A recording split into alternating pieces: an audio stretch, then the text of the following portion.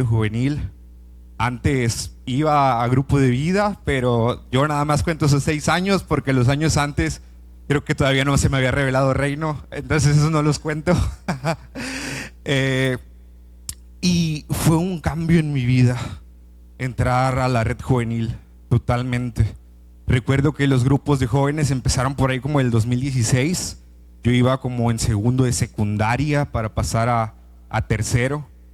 Y antes a veces iba a grupo de adultos con mi hermana o con mi mamá.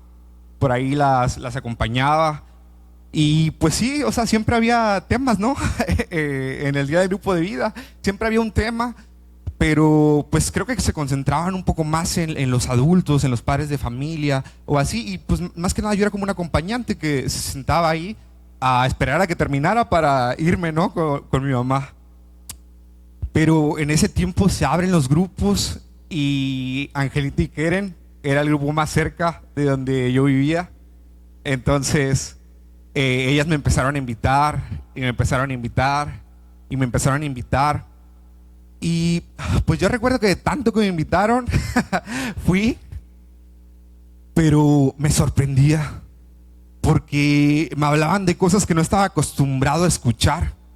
¿Saben?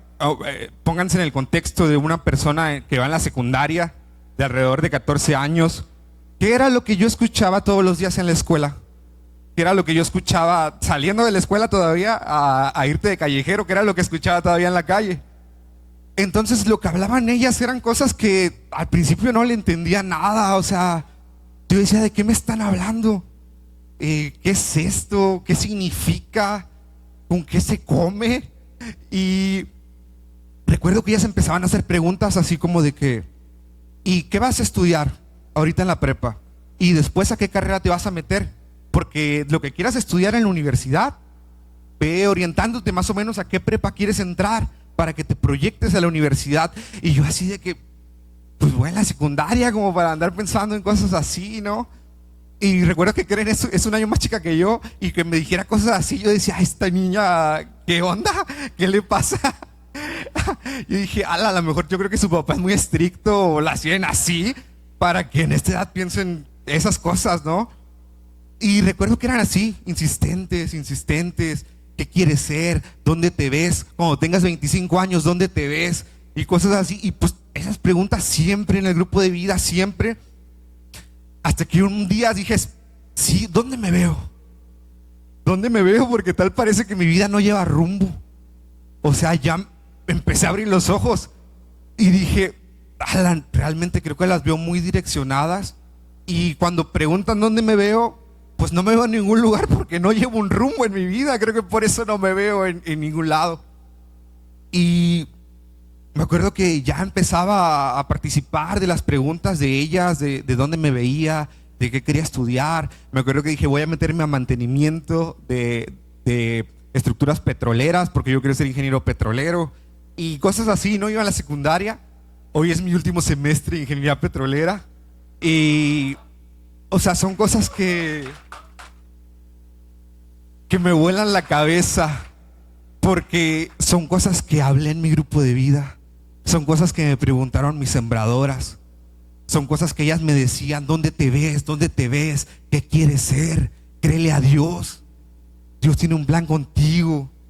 Y pues poco a poco empezaba a soñar, ¿no? Poco a poco, porque pues no estaba acostumbrado a eso. Entonces, ellas yo creo que lo que me ministraban en cada sábado en el grupo de vida era sobriedad. Porque como joven estaba embriagado con el vino de Babilonia. Realmente estaba perdido en las tendencias, estaba perdido en las cosas de mi escuela, estaba perdido en las cosas de mi barrio, que no se hablaba de ser profesionista, que no se hablaba de nada de esas cosas. Y recuerdo que ellas me empezaron a impartir sobriedad, sobriedad, sobriedad.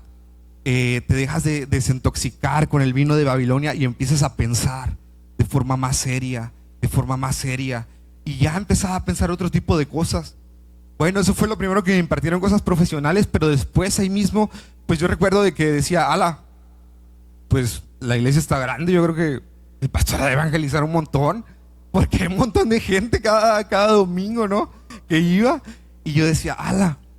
Pero después ellas también me empiezan a impartir dirección en las cosas de la fe. Me empiezan a decir, Dios te quiere usar, Dios tiene un propósito contigo, Dios tiene algo contigo, un propósito especial. Y yo decía así de que, ¿cómo? Pues yo no soy pastor, ¿por qué me quiere usar? Era como que lo primero que pensaba de que, ¿cómo? Pues si yo no quiero ser predicador, ¿por qué Dios me va a usar? Era en ese momento que pensaba de que, pues, que usa el pastor, ¿no? Y poco a poco de que me lo repetían y me lo repetían y me lo repetían y me lo repetían, pues dije, no, o sea, realmente esta es una verdad. Dios me quiere usar, Dios me quiere usar. Y empezaba como que a tomar ya en cuenta sus enseñanzas. Empezaba a ver que eran cosas que sí daban fruto. Empezaba a ver que eran cosas que sí eran verdad. Empezaba a ver cosas que daban resultados. Y recuerdo mucho la actitud de Angelita. Yo creo que esa es una de las claves para un ministerio juvenil. Que recuerdo que siempre que llegaba, siempre que llegaba, era de que, ¿cómo estás? Que no sé qué, ¿cómo te ha ido en la escuela? ¿Cómo te ha ido con tus papás? Y me preguntaba todo, ¿no? Y la veía como que estaba emocionada porque le contara esas cosas de mi vida. Y yo también por dentro, pues uno bien intoxicado, piensas de que, ay, pues, ¿qué le importa, no? O sea, esas son cosas personales, eso no lo cuento. Ni yo creo que en mi casa llegando, ¿cómo te fue?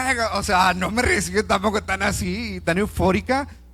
Y yo dije, no, pues, o sea, yo sabía que su papá era el Paz. Yo dije, a lo mejor es porque su papá es el Paz, ¿no? O sea, es protocolo. Pero después, después vi que seguía así, y le estaba calando. Pasaron 6 meses y seguía igual, o sea, 6 meses yendo al grupo de vida y me seguía recibiendo igual. Y dije, no está fingiendo. Dije, ya se hubiera cansado, la verdad. Ya yo creo que el mejor doctor ya se hubiera cansado, porque ya más de medio año viniendo aquí y se sigue emocionando cada que me ve y me sigue preguntando cosas así.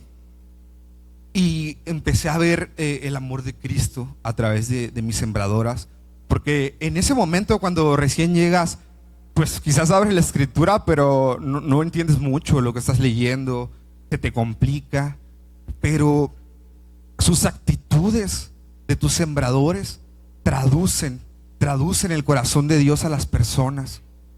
Entonces, créanme que esas cosas son importantísimas, porque son cosas que hasta el día de hoy no se me han olvidado, porque son cosas que cuando veo a alguien nuevo me acuerdo cómo me recibían a mí. Y no fue algo que me dijo, tienes que recibir bien a la gente. No me lo dijo, yo lo viví. Me recibía bien a mí, siempre. Y como les digo, de que un joven viene de un ambiente intoxicado por el vino de Babilonia, de estar en la escuela, en el trabajo, si se salió de estudiar, en la calle, que alguien te reciba así, te trata así, pues ya está haciendo contracorriente, ¿no? Ya le está haciendo frente a todo eso que el enemigo te ha sembrado como joven, que el enemigo te ha querido atrapar. Y también recuerdo que ellas procuraban bastante las experiencias con Dios. Las experiencias con Dios, recuerdo que pues eran cosas que yo no había escuchado. Nos sentábamos a la hora de la alabanza y de la adoración y decían, hoy el Espíritu Santo te va a tocar, hoy el Espíritu Santo va a hacer algo en tu vida, hoy el Espíritu Santo va a tocar tu corazón, hoy el Espíritu Santo va a transformar tu mente. Y yo decía de que, a la mecha, la veo tan segura que siento que sí me va a cambiar la mente. O sea, realmente ya hasta me daba miedo irme a sentar, porque digo, es que se para enfrente de mí y me dice, el Espíritu Santo va a cambiar tu mente. Yo dije, pues yo siento que sí lo va a cambiar, ¿no? Porque, o sea, a lo que trato de llegar es que eran chicas que tenían revelado el reino a un nivel de profundidad que no titubeaban cuando te lo decían.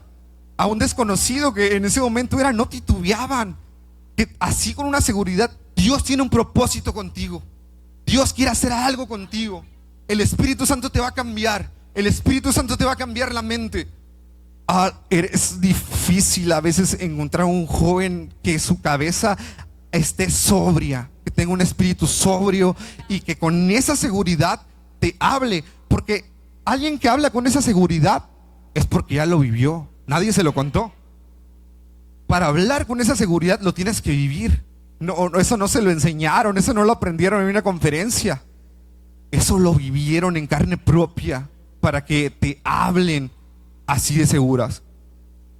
Y recuerdo que pues ellas seguían ahí orando por mí, procurando que tuviera experiencias con Dios y impulsándome a tener una relación propia con Dios, porque nos decían: sí, somos tus mentoras, oramos por ti, te damos consejería, pero Dios también quiere hablar contigo. Y yo decía: ¿cómo que Dios quiere hablar conmigo? Me decían: sí, Dios quiere hablar contigo, pero tienes que buscarlo, pero tienes que orar en tu casa, pero tienes que abrir tu Biblia. Y recuerdo que lo empecé a hacer, empecé a orar, empecé a abrir mi Biblia y empezaba a sentir como Dios hablaba a mi corazón. Empezaba a sentir como Dios despertaba cosas en mi corazón. Empezaba a sentir como Dios me ministraba estando solo. Y siempre era hablar cosas de esperanza a los muchachos. Siempre era hablar de cosas de gloria, de la manifestación de Dios, de que Dios sigue obrando. Hablábamos a veces del Éxodo, cuando se hablaba de todo el camino del pueblo de Israel con Moisés. Pero después de que leían el tema, cerraban la Biblia y decían: pero Dios sigue haciendo milagros, pero Dios todavía te puede usar, pero el Dios de Moisés es tu Dios. Y cosas así que te despertaban algo, te iban despertando algo, te iban inquietando el espíritu, que decías: bueno, no me quiero quedar con la duda, lo voy a empezar a leer, lo voy a tratar, lo voy a buscar. En ese momento yo no lo sabía, pero ya después, hablando con ellas, me decían: y también orábamos por ti, ayunábamos por ti. Entonces no solo era el tema, no solo era invitarme al grupo de vida, sino que también había una labor espiritual de quebrantamiento, de que oraban por nosotros. Recuerdo algo que me dejó como que bien Keren, era el quebrantamiento. A pesar de que estábamos todos sus discípulos ahí viéndola, nunca le daba pena quebrantarse delante de Dios. Lloraba y lloraba delante de Dios sin vergüenza, no le importaba quién estuviera. Y poco a poco entendía que tenía un corazón sensible. Dios me hablaba por medio de la palabra, Dios me hablaba por medio de la oración, pero también Dios me hablaba por medio de mi sembrador, viéndolo. También me hablaba por medio de ver a mi líder, lo que hacía, de que pues yo me preguntaba de que wow, o sea, ese quebrantamiento es muy profundo. Y Dios me empezaba a hablar de que bueno, pues que tiene sensibilidad a mi corazón, tiene sensibilidad a mi presencia. Y esas cosas de mi sembradora las empezaba a tomar, y poco a poco pues fui imitando esas cosas. Y me acuerdo cuando me topé en la escritura, cuando el apóstol Pablo decía: sean imitadores de mí como yo soy imitador de Cristo. Digo, wow, o sea, ¿qué sembrador puede decirle eso a sus discípulos? Alguien que realmente le está echando ganas, alguien que realmente se está esforzando, alguien que realmente está quebrantándose delante de Dios, porque cuando somos débiles Él nos hace fuertes, que su gracia los hace fuertes y se levantan. Y podemos ver ejemplos en la congregación, porque pues normalmente vemos los ejemplos de la palabra. Y bueno, ves a Moisés, ves por ahí en Hebreos 11, ¿verdad? Todos los guerreros de la fe. Pero ver a alguien de tu tiempo es impresionante. Pero ver la pasión de tu líder es impresionante. Pero ver la pasión de tu sembrador es impresionante. Pero ver el amor que te tienen, siendo que cuando llegaste eras un desconocido, es impresionante.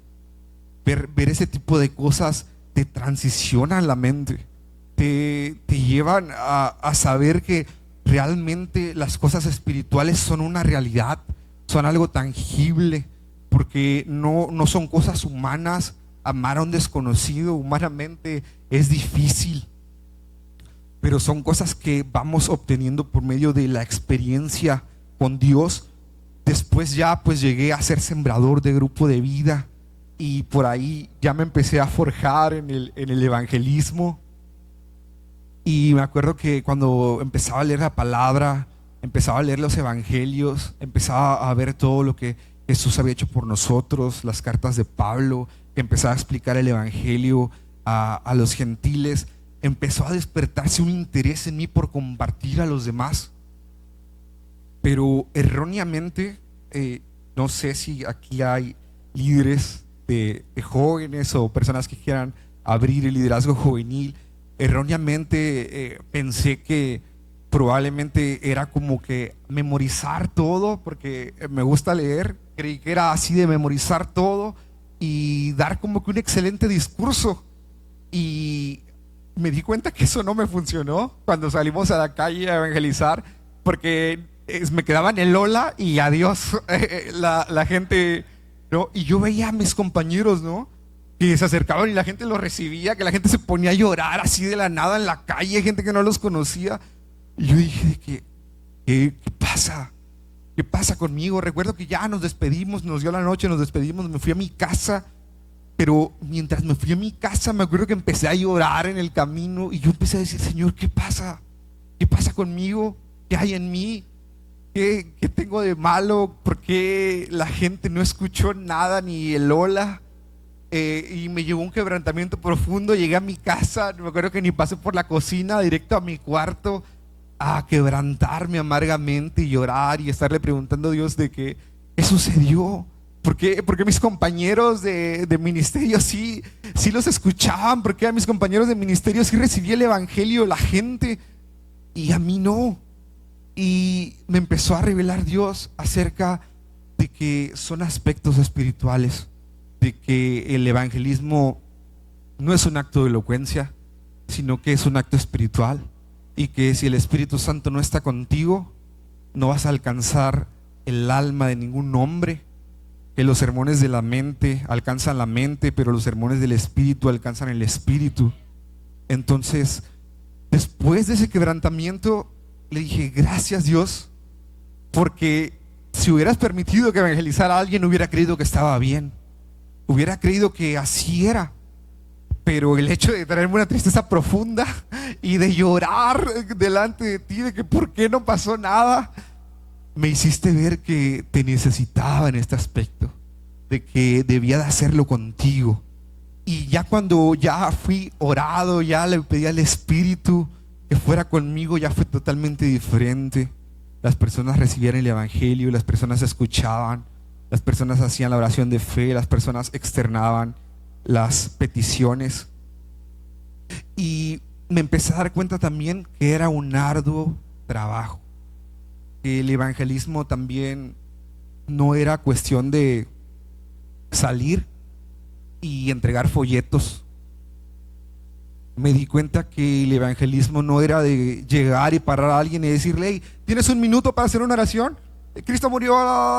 Me di cuenta que eso no era el evangelio, que eso no es el evangelismo, que no era cuestión de salir y entregar folletos o nada más decir de que hola, ¿cómo estás? Mira, tengo una reunión, te espero tal día o así, sino que era un arduo trabajo. Y les quiero leer lo que dice 1 Corintios 3 del 7 al 9. No importa quién planta o quién riega, lo importante es que Dios hace crecer la semilla. Planta y el que riegan trabajan en conjunto con el mismo propósito, y cada uno será recompensado por su propio arduo trabajo. Ambos somos trabajadores de Dios y ustedes son el campo de cultivo de Dios, son el edificio de Dios. Y también ahí me di cuenta que el evangelismo es un arduo trabajo. No es cuestión, como les digo, de salir y repartir folletos. No es cuestión de nada más como que invitar a una reunión, sino que es cuestión de prepararse de forma espiritual, de prepararse orando, de ayunar. Y el día que sales a evangelizar, que tú seas la primera persona que cree ese mensaje como nadie, para que cuando te acerques hables con seguridad, a la gente. Y también fue algo que aprendí eso de mis mentoras. A veces veía en otros evangelismos que era de entregar folletos o cosas así, pero de mis mentoras aprendí eso. Entonces cuando salía a evangelizar y me encontraba con alguien, me paraba enfrente y con toda seguridad le decía: tengo un mensaje que te va a cambiar la vida. Y se quedaba así de que, ¿qué onda? ¿De qué me va a hablar? Pero realmente no era por hacerlo espectacular o algo así. Creo en mi corazón que es un mensaje que le va a cambiar la vida, como me la cambió a mí.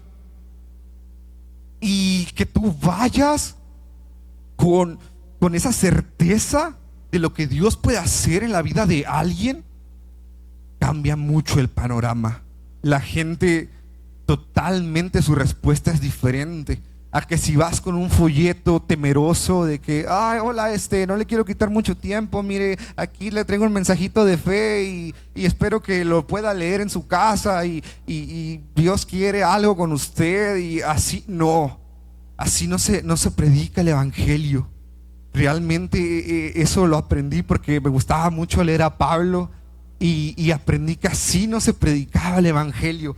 Recuerdo cuando le decía a Timoteo: hey, no seas tímido, no seas tímido. A Dios no le gusta que escondas los dones que Él te ha dado. Y yo decía: wow, wow. Y toda la palabra me llenaba de seguridad para ir y pararme con gente que no conocía, pararme en una plaza y con seguridad decir: tengo un mensaje que les va a cambiar la vida. Y pues cuando les hablas así, toda la gente se te queda viendo de que, ¿qué es? ¿Qué es? Y pues les dices que ese es el evangelio de Cristo, el evangelio que transforma vidas. Y eso lo pueden ver también las personas de tu alrededor. Recuerdo que lo empecé a ver en mi escuela. Mis compañeros, cuando ya empezaron a ver como una persona sobria, ellos veían la gran diferencia y me preguntaban acerca de las cosas de fe, me preguntaban acerca de Dios y les empezaba a hablar acerca de Dios. Recuerdo que a veces en las horas libres estaba sentado en mi banco y llegaba uno y empezaba a hacer preguntas y llegaban más, y a veces estaban 7 compañeros ahí de la prepa preguntándome cosas acerca de los aspectos de fe, acerca del reino de Dios, acerca de la salvación, acerca de quién es Jesús, porque vieron un cambio en mi vida. Y esas mismas personas pues eran las que invitaba a los grupos de vida. Y esas mismas personas, aprovechas el testimonio que el Espíritu Santo hace en ti para empezar a sembrar el evangelio e invitar a esas personas a los grupos de vida, invitar a esas personas al ministerio juvenil. A veces no te imaginas que tus compañeros de tu escuela pueden ser tus discípulos, que Dios te los dé como discípulos. Pero para eso debes de ser contracorriente, pero para eso le debes de pedir fuerza a Dios, para cuando llegues al lugar donde se está repartiendo el vino de Babilonia, tú estés ahí sin comer nada, tú estés ahí sin probar nada. Porque bien dice Pablo de que nuestro testimonio, ya sea que exalta a Cristo o oye el nombre de Cristo. Entonces, obviamente, en una escuela todos ven tus publicaciones, todos saben que vas a la iglesia. Entonces, cuando llegas y cómo te comportas y lo que dices y quién eres, es si oye el nombre de Cristo o lo exalta. Es si te usan como argumento para volver a decir que todos los cristianos son iguales, o cuando digan que él es cristiano y alguien hable de ti, diga: no, pero él es diferente. Pero él es diferente.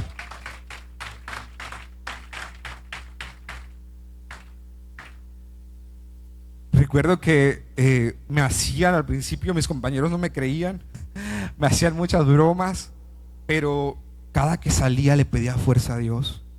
Cada que salía le pedía fuerza a Dios.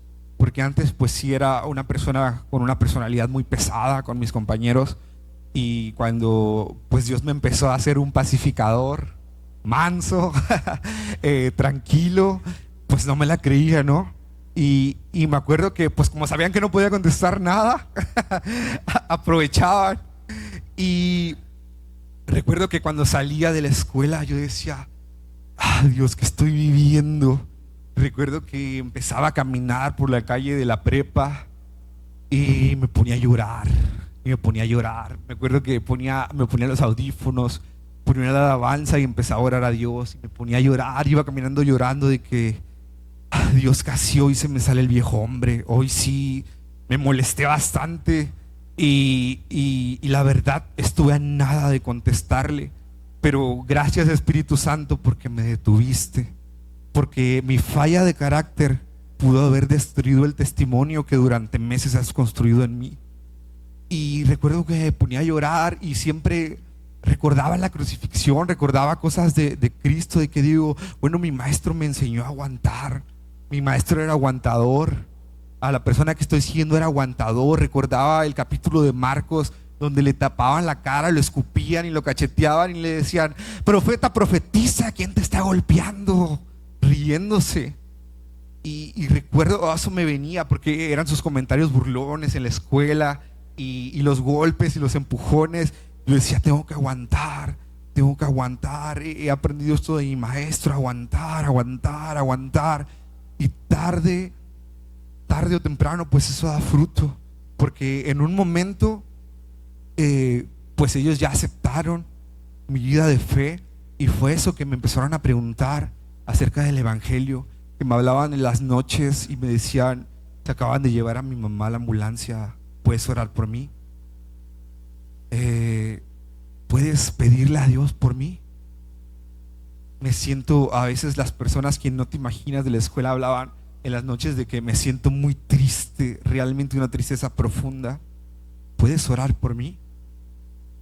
Y el hecho de tener un testimonio te ayuda a que las personas se vayan acercando, que las personas vayan escuchando el mensaje de la fe, el mensaje de Cristo.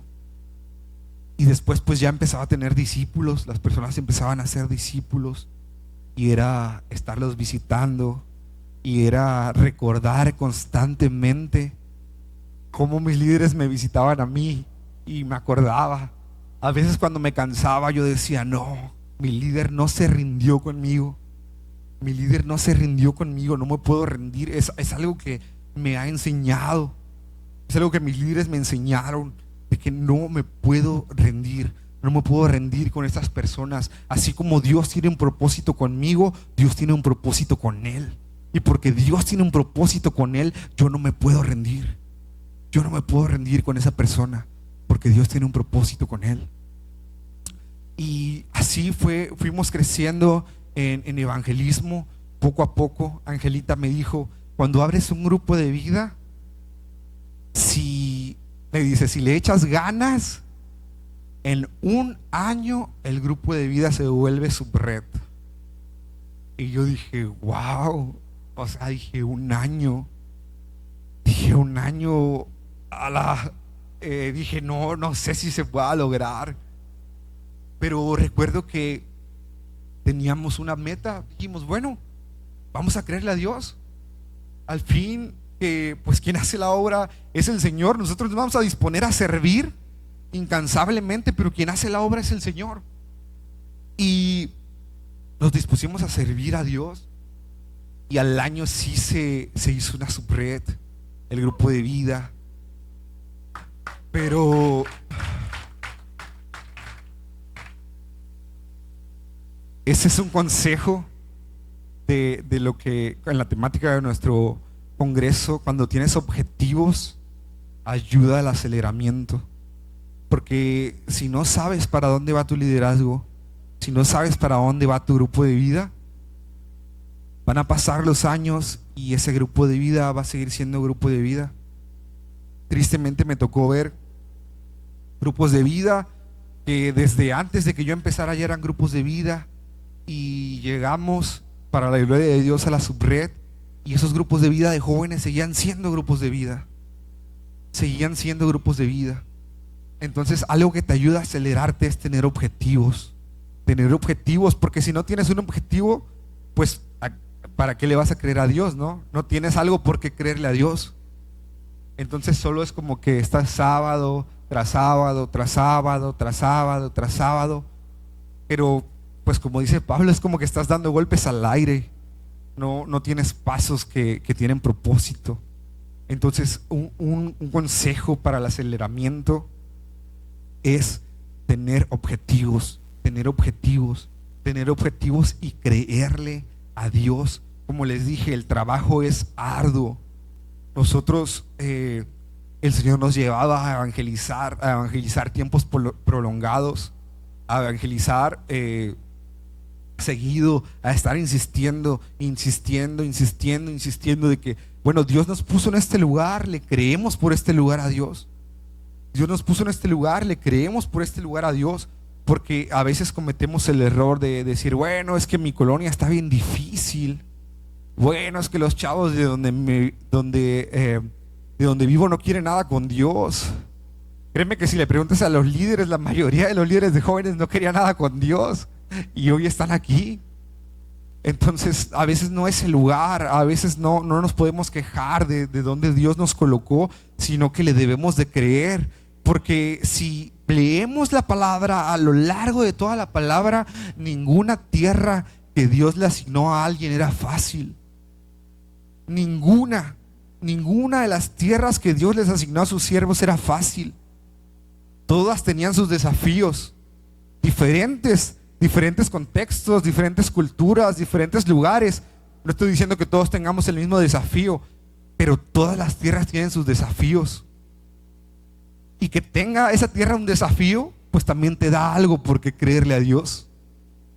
Entonces, si nosotros bendecimos la tierra de donde Dios nos colocó, hablar de bendición, de que bueno, las personas van a tocar, Dios, el corazón de los hombres, el evangelio se va a sembrar en tierra fértil, Dios va a alcanzar las mentes, el Espíritu Santo va a hablar a través de nosotros, el Espíritu Santo va a quitar las mentes entenebrecidas. Y con esa mentalidad es diferente. Salir a evangelizar así es diferente a salir a evangelizar de que no, hombre, esta calle está bien difícil, aquí nunca nos abren, aquí siempre van a decir esto, aquí siempre van a decir aquello.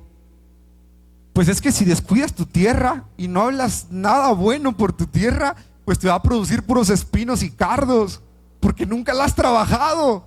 Por eso nadie de tu colonia o de tu cuadra te va a escuchar, porque es una tierra que nunca has trabajado. Por eso te da puros espinos y cardos y maleza. Pero si es una tierra para la cual estás trabajando en tu casa, creyéndole a Dios de que bueno, la gloria de Dios va a tocar este lugar, Dios va a tocar los corazones, Dios va a alcanzar las casas, Dios va a alcanzar las familias, el Espíritu Santo se va a manifestar. Yo creo en la gloria de Dios.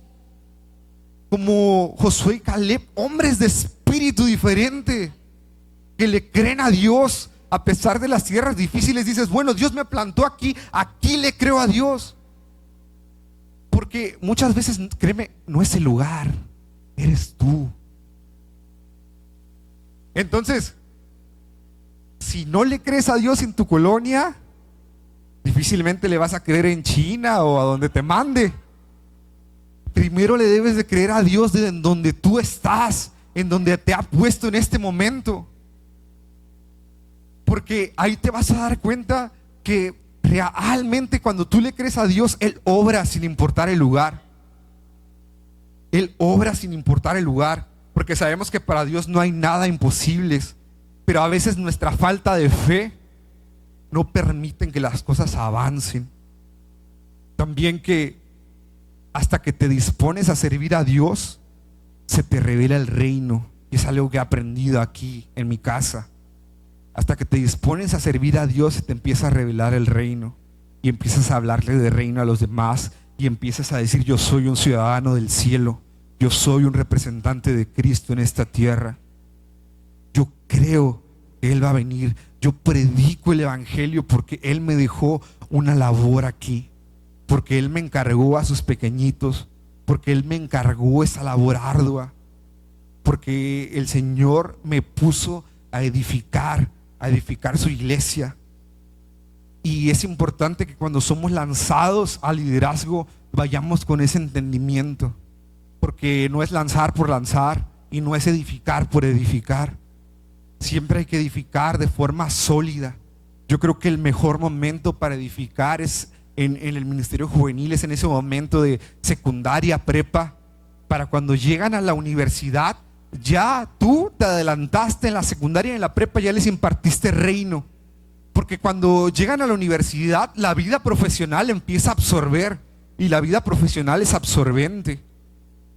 Hace poco leía una estadística y se le mandaba a Angelita, que el mayor porcentaje de universitarios en su época universitaria dejaban su compromiso con Dios y se enfocaban solamente en su carrera profesional, porque nunca se les impartió reino, porque nunca se les impartió que trabajar para Dios era algo esencial en la fe. Nunca se les impartió que evangelizar y hacer discípulos era algo esencial en la vida del creyente, porque quien discipula crece, porque quien evangeliza y habla de gracia, la gracia lo levanta al estar constantemente hablando del evangelio de Cristo, traerlo constantemente a memoria. Entonces es importantísimo sembrar en los muchachos, en lo que es la secundaria y la prepa. Yo les hablé de mi testimonio cuando iba en la secundaria como un ejemplo de que mis líderes sembraron reino en mí en ese periodo de secundaria, prepa, para cuando llegas a las cosas de la vida profesional tengas algo irrevocable en tu cabeza de la importancia del reino. Para edificar cosas sólidas el trabajo es arduo, y continuamos en 1 Corintios 12, 1 Corintios 3 del 12 al 15, que dice: el que edifique sobre este fundamento podrá usar una variedad de materiales: oro, plata, joyas, madera, heno o paja. Pero el día del juicio el fuego revelará la clase de obra que cada constructor ha hecho. El fuego mostrará si la obra de alguien tiene algún valor. Si la obra permanece, ese constructor recibirá una recompensa. Pero si la obra se consume, el constructor sufrirá una gran pérdida. El constructor se salvará, pero como quien apenas se escapa atravesando el muro de llamas. Aquí todos somos líderes, entonces es importante dejar esta palabra. Cada quien sabe con qué material edifica. Cada quien sabe con qué material edifica. Y yo creo que el trabajo arduo es un reflejo de que se está edificando con los mejores materiales, que no estamos edificando a la y se va, sino que el reino se nos ha revelado y por lo tanto edificamos con los mejores materiales. Y bueno, aquí termino y me gustaría orar por este mensaje. Así que si pueden cerrar sus ojos, si pueden ponerse de pie y empezar a pedirle a Dios porque Él nos revele cada vez más reino, que entre más impartimos, más reino nos revele, que entre más evangelizamos, más de Cristo nos revele, que entre más edificamos, Él más nos edifique, y que conforme vamos mentoreando a las personas, Él también nos mentorea a nosotros.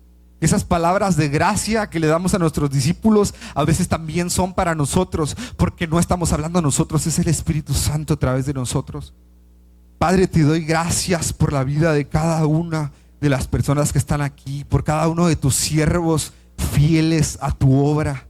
Te pido, Señor, que tú nos levantes como buenos edificadores de tu casa, que edificamos con los mejores materiales para cuando la obra sea aprobada, pase la prueba y no tengamos grandes pérdidas, sino que estemos con gran gozo en el cielo, porque todo lo que hemos edificado en esta tierra lo hemos edificado con tu Espíritu. Lo hemos edificado con tu Espíritu, que por amor a esa gente que nos has puesto, por amor a tus ovejas, edifiquemos con los mejores de los materiales.